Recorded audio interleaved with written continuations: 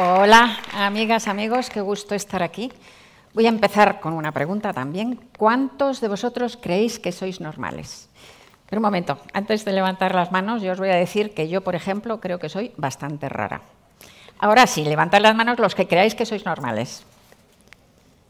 No me lo puedo creer. ¿Hay uno nada más? Oye, bien, me parece estupendo, la verdad, me parece que os conocéis bastante. De todas maneras, habría que empezar decidiendo o definiendo lo que entendemos por normalidad, ¿no? Nos venden que normalidad es un sinónimo de lo más habitual, lo más común, lo que hace todo el mundo, pero en realidad normalidad viene de normativo, ¿no? Es un molde, es una horma que además es completamente variable, depende de la época, depende de la cultura. Y la sociedad nos empuja, nos obliga a adaptarnos a ella. De modo que la normalidad no existe. Y no lo digo yo sola, lo dicen, entre otros, gente tan importante como la Universidad de Yale en Estados Unidos, que hizo un estudio en 2018 que concluía eso. La normalidad no existe, porque no es más que la media estadística de una enorme pluralidad de respuestas de los seres humanos frente a un tema o frente a un supuesto concreto. ¿Y qué se deduce de eso? Primero, que la media estadística es una tontería, es como cuando nos dicen que a cada español nos corresponde medio hijo, ¿no? Pero sobre todo se deduce algo muy importante, y es que no debe haber ni una sola persona en el mundo que atine con esa media estadística en todos sus parámetros. Es imposible, pensadlo un poquito, es imposible.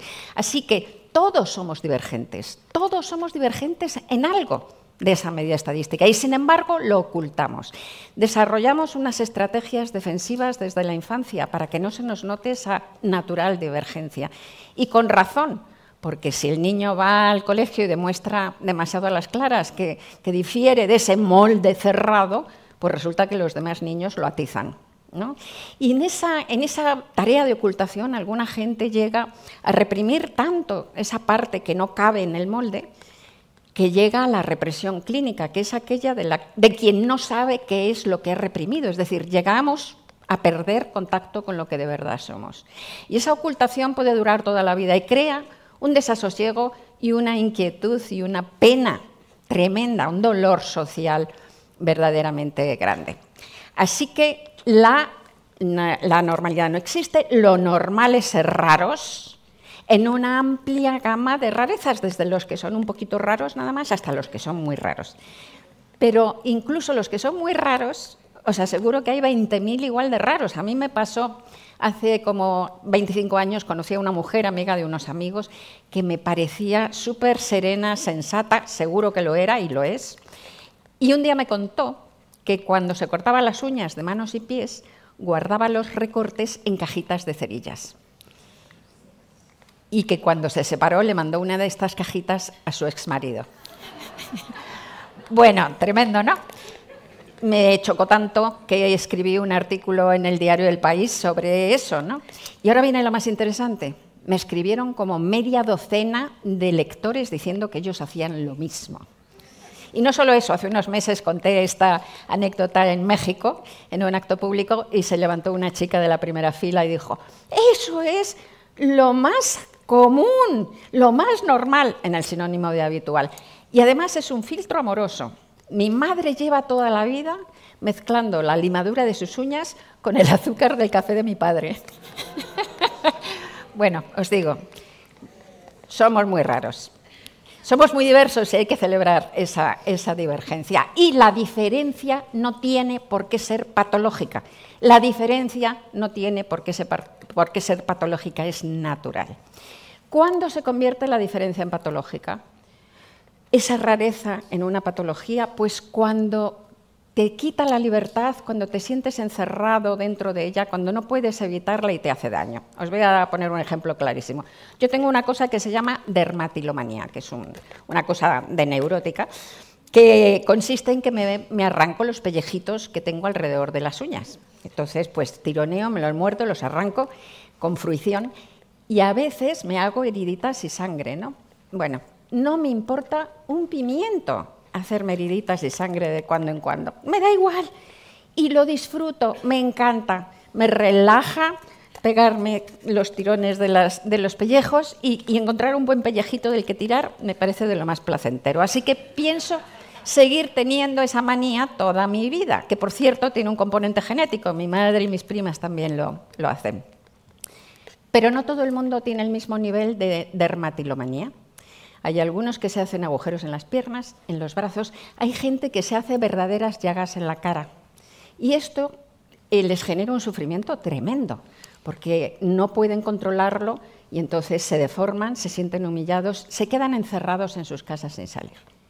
Eso es patológico, eso es ya una enfermedad mental.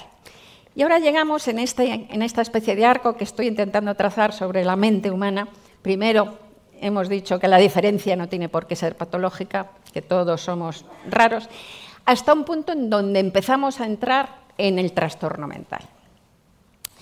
El trastorno mental forma parte también de lo que el ser humano es. La Organización Mundial de la Salud dijo un poco antes de la pandemia dio una cifra que para mí es muy conservadora y que en realidad es mucho mayor, pero dijo que un 25% de los seres humanos iban a experimentar antes o después en su vida un trastorno mental.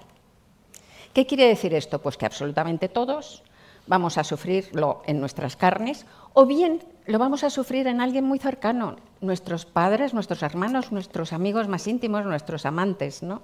Porque al menos es un cuarto de la población mundial y los trastornos mentales tienen además un efecto tremendo en el entorno familiar, muy duro también, hay mucha gente implicada. No hay más que calcular aquí, ¿no? Contemos un cuarto de los que estamos aquí, ¿no? Yo ya he tenido un trastorno mental, he tenido crisis de pánico desde los 16 años hasta los 30 años, es un trastorno neurótico. Hay también un arco en el trastorno mental que va desde lo más leve, digamos trastornos neuróticos, a lo más grave, gravísimo, y enfermedades muy duras como las psicosis recurrentes, ¿no? Y la enfermedad mental es una enfermedad más del cuerpo, es una enfermedad más del cuerpo, y el ser humano lo ha sabido siempre que es una enfermedad más del cuerpo. Los griegos clásicos decían que la depresión estaba causada por un exceso de bilis negra, ¿no? Eric Kandel, Premio Nobel de Medicina, dice que todo trastorno mental tiene su origen en una mala conexión neurológica, ¿no? En las conexiones entre las neuronas, las sinapsis. Bueno, pues siempre ha sabido el ser humano que el trastorno mental, la mal llamada locura, es una enfermedad más.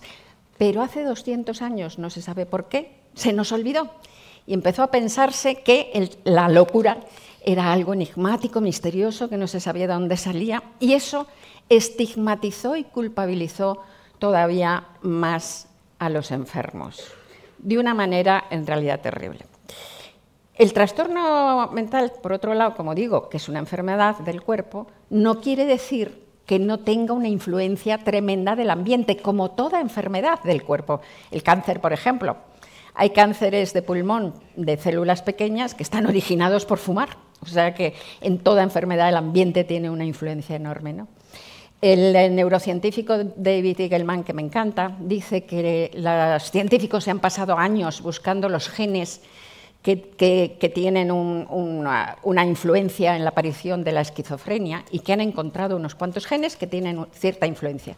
Pero dice Eagleman, ninguno de ellos tiene tanta influencia en la aparición de la esquizofrenia como el color del pasaporte.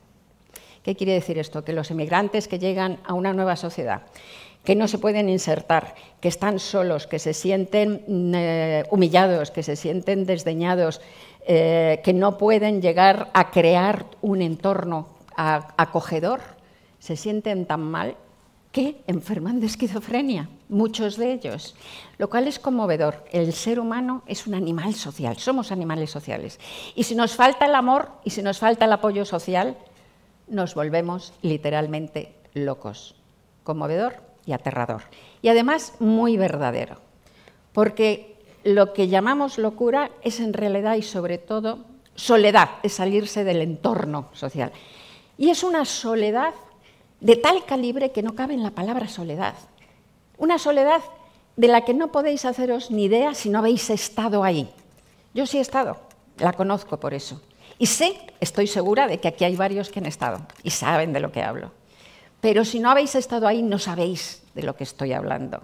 Porque la enfermedad mental te engaña, te hace creer que solo te pasa a ti eso que te está pasando, es una mentira.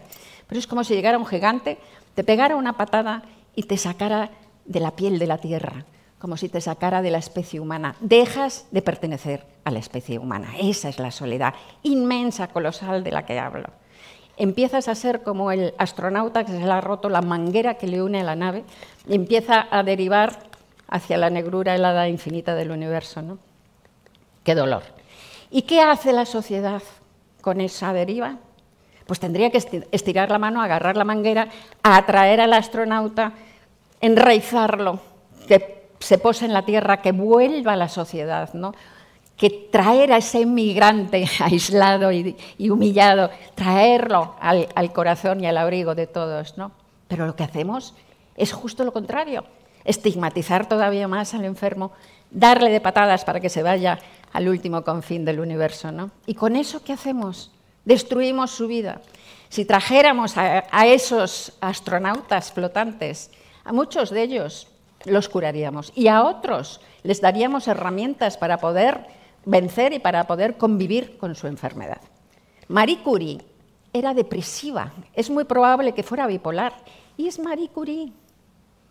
Entonces, es una cuestión de ignorancia y de miedo. Me acuerdo que en un acto público hace poco en Madrid, al final estaba hablando de esto, se levantó una mujer como de 60 años y me dijo: gracias por hablar de estos temas porque yo tengo depresión y no me entiende nadie. Dice, mi amiga, y señala a una señora que estaba sentada a su lado, dice, mi amiga me dice, eres una cobarde, eres una perezosa, lo que tienes que hacer es levantarte, pintarte y salir conmigo.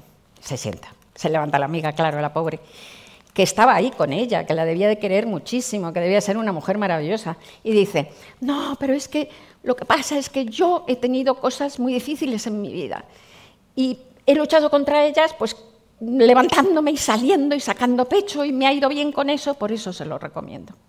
Se sienta.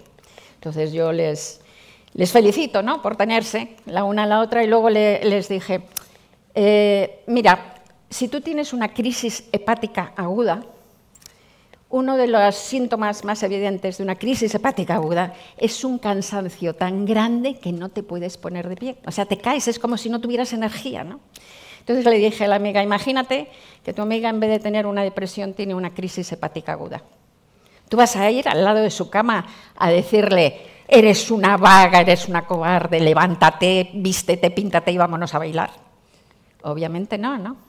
Entonces, lo tenemos ahí al lado, basta con verlo simplemente. Estamos hablando todo el rato, estos últimos tiempos desde la pandemia, de salud mental y de bienestar mental, ¿no?